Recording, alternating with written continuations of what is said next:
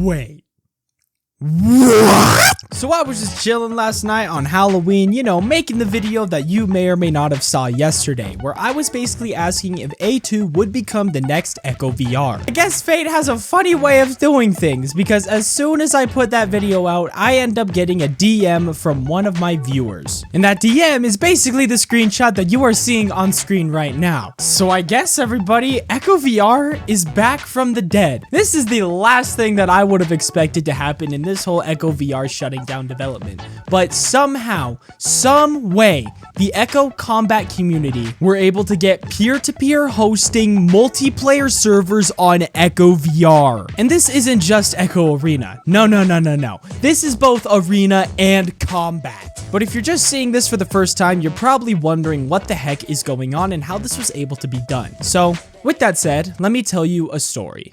When echovr ended up shutting down on August 1st of 2023, most people ended up moving to the remakes such as Hex, Rebounders, and now A2 as a way to get in on the future of what the echovr community has to offer. But inside of these communities, there were many rumors floating around that there was a community that were trying to make echovr playable again. This movement to revive the game ended up having everybody collaborate in the Echo Combat Lounge Discord server. And eventually, after 3 days of echovr being shut down, Vibinator ended up making an announcement to the server that there were people who were able to somehow break into the code and allow for you to play echovr single player offline. And for most of the Echo community, this was pretty wholesome to see. However, the caveat is that it was only playable on PC. So even though a majority of the players were Quest users, they unfortunately would not be able to get in on the action. And from there, things went silent. For the next couple months, the people over in the Echo Combat community ended up congratulating the team who ended up making single-player echovr,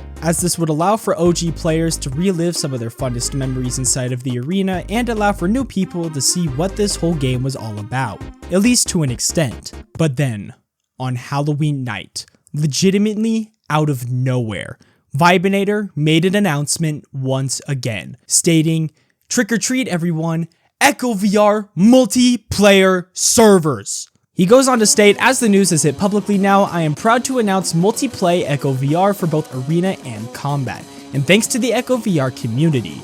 Whilst I haven't set up hosting yet, hopefully completed today, you can read more about how to become a client/player within the GitHub link linked below." And later on, as of today, the servers are still up, but everybody was in shock.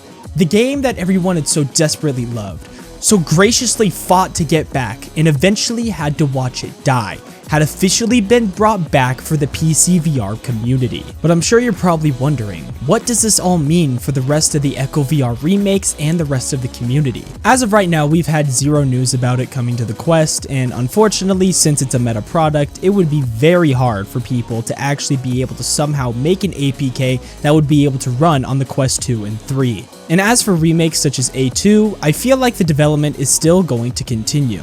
Especially as someone who is in early access, I can wholeheartedly say that A2 does a lot of things differently compared to echovr.